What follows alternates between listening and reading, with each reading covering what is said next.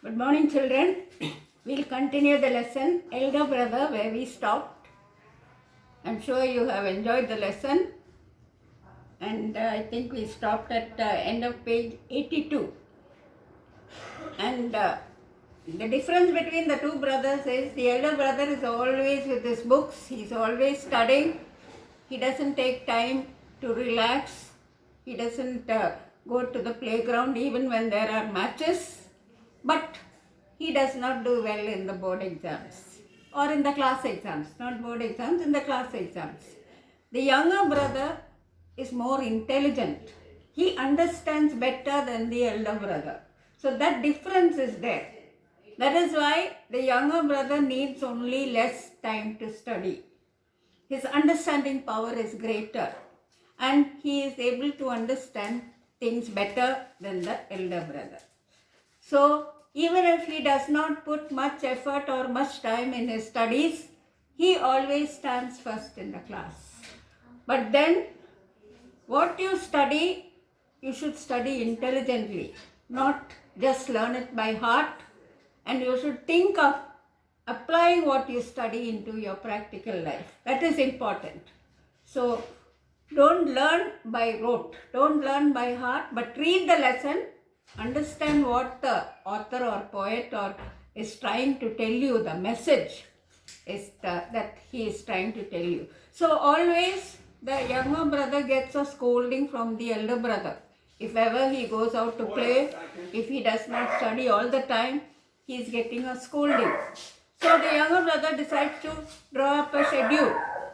On page 82, middle of that page, you have the schedule, which is important, you must learn it. But after an hour or two, I would get over my despair.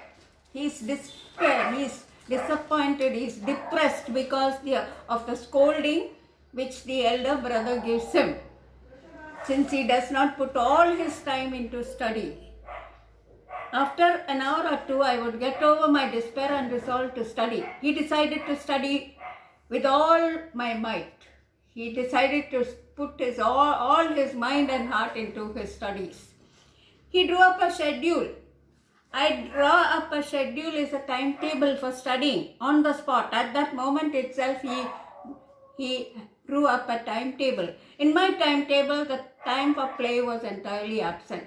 Get up at the crack of dawn. Get up early in the morning, wash my hands and face at 6, eat a snack, eat something, sit down and study. From 6 to 8, English, 8 to 9, arithmetic, 9 to 9:30, history, then meal time, and afterwards off to school. So whole morning, except the time taken for having a snack and the time taken to dress up, he spends in studying. After coming back from school, a half hour's rest at 3:30. That is when he returns from school. Geography from 4 to 5. Grammar from 5 to 6. Then a half hour's walk in front of the hostel. No playing, just walking. 6:30 to 7. English composition. Then dinner. Translation from 8 to 9.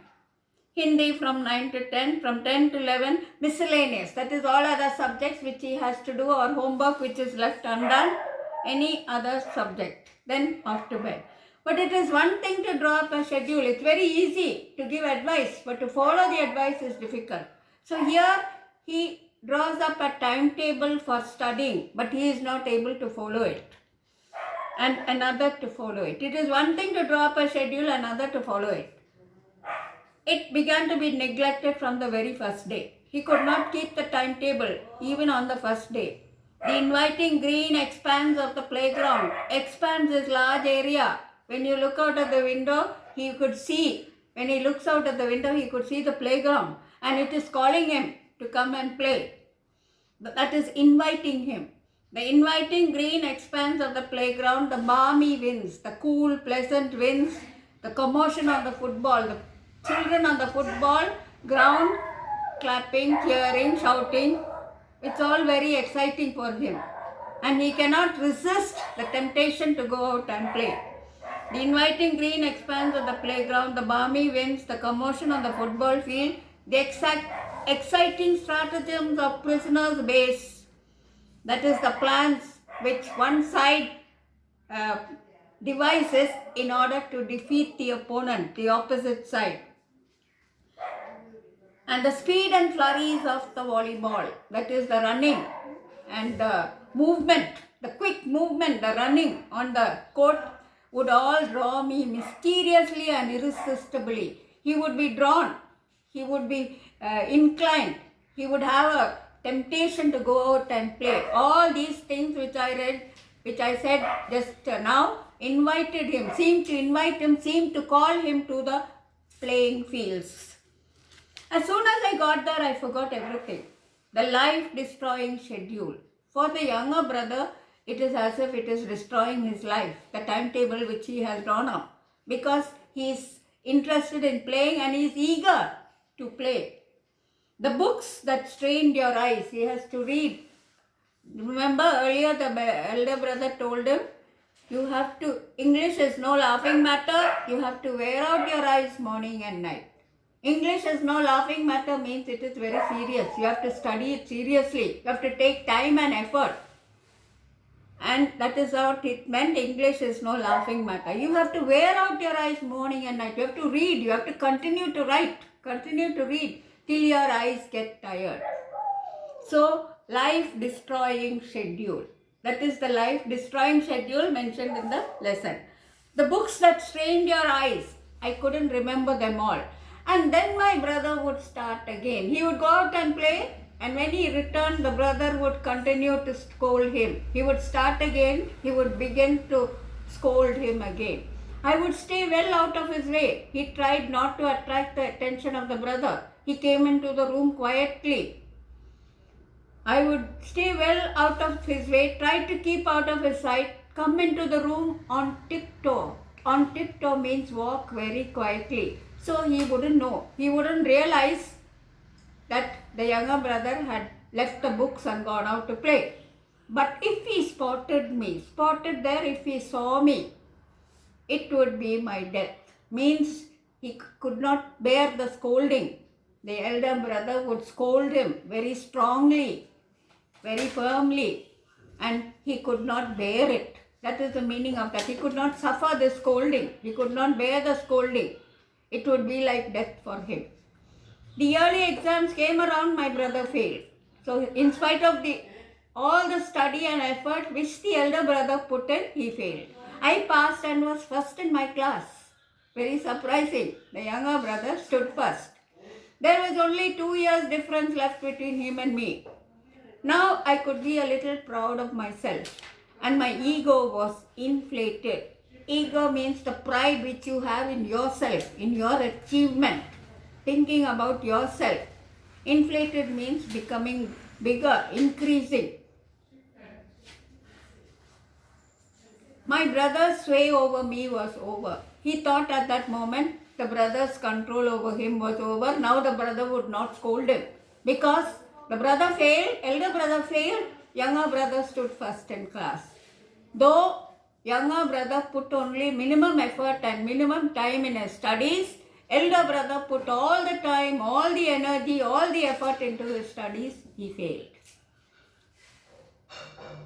My brother's sway over me was over. Sway means control, power, but here it means he thought that the elder brother would not scold him anymore.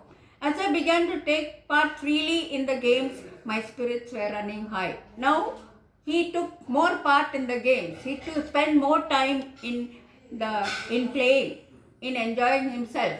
His spirits were running high means he is not in despair, he is not sad, he is not distressed. He is happy, excited. One day when I had spent the whole morning playing gilli danda, that is a type of game, I think it's played with small sticks, and came back exactly at meal time, he said with all the air of pulling out a sword to rush at me. He was so angry that it appeared to the younger brother as if the elder brother was taking out a sword to kill him. Not in reality, it refers to the scolding, the loud words, the strong words, the harsh words of scolding seemed to the younger brother as if the elder brother was taking a sword to kill him. I see you have passed this year. Now this is the elder brother talking. I think you have passed this year and you are first in class. And you think you have conquered the world. Just because you came first in one class, you think that the whole world now belongs to you and you have power over the world. But even great men live to regret their pride. Pride is a quality which you should not have in your life. You should be humble, which is the opposite of proud. Even if you have achieved something, even if you have done something great, don't be proud about it. Always be humble. But even great men live to regret their pride. Great important people, they become proud. Afterwards, they feel sorry that they were proud at that time. And who are you compared to them? You are only a student in the 8th standard. And who are you compared to these great people who feel sorry, who regret their pride? At that time they are proud, but afterwards there comes a time when they feel sorry that they had been proud. You must have read about Ravan. He was master of the earth. He was so powerful. It seemed as if the whole earth belonged to him. Everything belonged to him. All the kings of the earth paid taxes to him. The gods were his servants, such a powerful man. But what happened to him in the end? What was his end? It's not given here in the text. If you want, you can do some study and find out what happened to Ravan. Pride completely finished him. That is a piece of very good advice. Don't be proud of anything. Even if you have achieved anything, don't be proud. Always be humble. Always consider the other person better than yourself. That is a good advice given by the elder brother. Pride completely finished him means destroyed him. Destroying his name. You have just been promoted one grade and your heart is turned by it. Just because you passed for 1 year and you are promoted to the next class, you think that the whole world belongs to you and you have become so proud. Your ego is inflated. Now I say that a flat tire, you have to put air into it, it is inflated. The tire becomes inflated when you put air into it. So, ego. Because he came first, the elder brother thinks that the younger brother is very proud. He does not need to listen to the advice of his older brother. Just passing an exam is not enough. The real thing is to develop your mind. So, a very good piece of advice. Of course, passing the exam is important, but you must improve your mind. Improve your wisdom. Wisdom is more important than knowledge. Knowing how to act in certain situations. Knowing what to do. Knowing what decisions to make. Wait till you reach my class. So that is only, I think, one class between them. Algebra and geometry will drive you mad. Will drive you mad means algebra and geometry are so difficult that you will not be able to understand it. It will almost make you go mad. Algebra and geometry will drive you mad, and God help you with British history. Of course, history is a difficult subject if you have to learn all the dates and all the names of the king. So, you need God's help to help you to learn English history or British history. Those poor fellows didn't have names enough to go around. That is, in British history, suppose a king is named Charles the First, his son will be named Charles the Second, and the son's son will be named Charles the Third. And so the elder brother is saying, it seems as if there are no names. Why couldn't they give another name instead of Charles? Those poor fellows refers to the British kings. They didn't have name enough. They did not know any names to go around. That is why they keep continuing to name the children Charles. The king's son is named, the king is called Charles, the king's son is called Charles. Charles the First, Charles the Second, Charles the Third. So it goes on. And it is difficult to remember which Charles it is, whether it is first or second. So the elder brother says, they had so many names, why didn't they give another name? Those poor fellows refers to the kings, didn't have names to go around. There are scores of Charles. In British history, if you study, there are scores. There are many, many kings who are called by the name of Charles. After every name, they have to put second, third, or fourth, or fifth. It goes on and on. As I told you, like Charles the First, Charles the Second, like that. If anybody had asked me, I could have reeled off 1,000 names.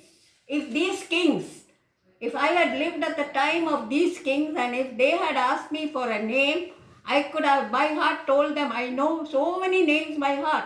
And I could have advised them to give a different name instead of saying Charles. Like instead of Charles the First, Second, or Third, like that. And as for geometry, if you write ACB instead of ABC, your whole answer is marked wrong. It is a very small mistake. Instead of ACB, you write ABC. That is, the mistake is very small, but the whole answer is wrong. That is the geometry. So algebra and geometry is so difficult. You wait till you come to my class, elder brother is saying. Then they will say write an essay on punctuality. No less than 4 pages long. That is the homework which is given. You have to write an essay on punctuality. Punctuality is keeping the right time. Coming at the right time to class or to any function. Who doesn't know that punctuality is a very good thing? Everybody knows that punctuality is a good thing. It is good to be punctual in life. But why waste time writing an essay 4 pages on punctuality? A man's life is organized according to it. Others love him for it and his business prospers from it. People love People love people who are always punctual, who are always on the correct time and who don't keep others waiting. Do I need 4 pages for what I can describe in 1 or 2 words? The elder brother is saying, why write 4 pages when in 1 or 2 sentences you can give advice about punctuality, keeping the right time. It's not economizing time, it's just wasting time. Writing so many pages on punctuality when the whole thing can be understood in 2 sentences, that is keeping correct time. It will help business people also to improve their business if they are punctual. We want a man to say what he has to say quickly and then move on to the next thing. When you get to my class, you will find out what is what. You will realize the difficulty. You will find the difficulty. You wait till you reach my class. Just because you got first division this time, you are all puffed up. The word puffed up means you have become so proud because you got a first class. I failed. It is true that the elder brother failed. I failed. But don't forget, I am still older than you. I am older than you and I have more experience of the world. Take my advice or you will be sorry. So listen to me. Even though I failed, I am older than you and the advice which I give will benefit you. So take my advice. If you don't take my advice, you will regret it later. You will feel sorry for it later. It was almost time for school. Or I don't know when the sermons would have ended. Sermons is preaching. Here it refers to the advice given by the elder brother. I didn't have much appetite that day. Because of all the scolding which he got, he lost his appetite. He didn't want to eat any food. If I got a scolding like this when I passed, when he passed, not only passed, he came first in the class and the brother is scolding him. When I passed, maybe if I had failed, what would my brother have advised me? How would he have scolded me if I had failed? I would have had to pay it with my life. It would have been so difficult for me. He would have scolded me so loudly, so harshly, so rudely that it will be almost like death for me. After passing and coming first in the class, my brother is still scolding me. What would be my situation if I had failed? How would my brother have scolded me? I can't even bear to think of it. It will be like death for me. My brother's terrible description of studying in the 9th grade. So he is in the 8th, the brother is in the 9th. There is only 1 grade between them, even though the age is much more. My brother's terrible description of studying in the 9th grade, that is so much to study. He mentioned British history, algebra, geometry. I felt really scared. So the younger brother is scared to go into the 9th standard because of the advice given to him by the elder brother. I am surprised I didn't run away from school and go home. At that time he had a strong desire to leave the studies and go away home. Leave the hostel and go home. Still I didn't miss the chance to play. But he continued to play because he was very interested in playing, but much less. He did not spend as much time as before. Well, just enough to complete the day's work and not to be disgraced in class. He did his homework, he did minimum study so that the teacher will not scold him in the class. And if the teacher scolds him in front of other students, he will feel ashamed. Disgraced means to feel ashamed of himself. But the confidence I had gained in myself disappeared, and I began to live like a thief. He thought he was doing wrong by playing, so he lost his self-confidence and he wanted to hide from the elder brother and play because playing was a part of him. He was so much interested in playing. Then it was time for the yearly exams. Again, one more year is over. Once more I passed and my brother failed. I hadn't done much work, but somehow or other, I was in the first division. He didn't put in much effort, but still he came first in the class. I was astonished too. The younger brother is so surprised that he has come first. My brother had just about killed himself with work. Killed himself with work means becoming so tired and weary, studying all the time. Memorizing every word in the course. Learning by heart. Memorizing is to learn by heart. Every word, every sentence in the textbook and notebook he is learning by heart. But still he failed. Memorizing every word in the course, studying till 10 at night and starting again at 4 o'clock in the morning. And from 6 until 9:30 before going to bed. Getting up at 4 o'clock, studying, then from 6 o'clock to 9:30 till it was time for school. He spent all his time studying, but still he failed. Now the point there is you have to study, you have to learn your lessons, but you have to learn it intelligently, with understanding. And you also have to consider how you can put what you study into practical life, into your own life. When he heard the results, he broke down and cried. He was so disappointed. Broke down and cried means feeling utterly sad, very disappointed. He broke down and cried. So did I. The younger brother also cried. So you see there is affection between both the brothers. Though the elder brother scolds him, there is still that brotherly love and affection between both of them. So did I. The younger brother also cried. My pleasure in passing was cut by half. He did not feel that enjoyment in having come first in the class because there his elder brother has failed. So the enjoyment has become lessened. There was only one grade left between me and my brother, only one class. The evil thought crossed my mind that if he failed once more, I would be in the same level as him. So he says, remember he says that it is an evil thought. That came into my mind that if one more year the elder brother fails, they will both be in the same class. I'd be in the same level. Then what grounds would he have for lecturing me? So if he fails and we are in the same class, then how can my brother scold me? That is, you have in the beginning of the lesson, you have their ages are given. My brother was 5 years older than me. That is the difference in their age. That is the evil thought which comes into his mind. Then what grounds would he have for lecturing me? Then the elder brother cannot scold him, cannot find fault with him for going out to play.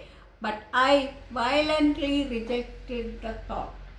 He had the thought coming into his mind, but he knew that it was an evil thought, and he immediately blocked it from his mind. He removed that evil thought from his mind.